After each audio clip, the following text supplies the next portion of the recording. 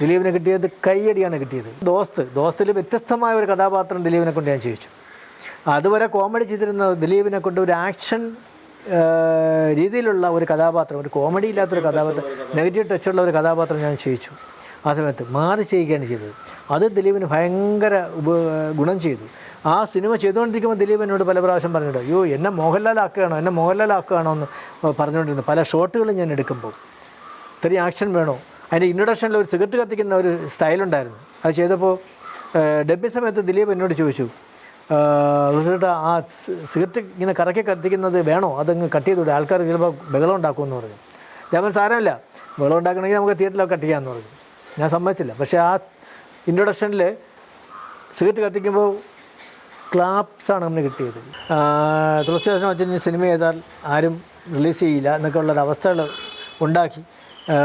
ആർട്ടിസ്റ്റിൻ്റെ ഇടയിൽ തന്നെ അവരുണ്ടാക്കി. 2017 ഒരു ഡോക്ടറേറ്റ് വാങ്ങുകയുണ്ടായി.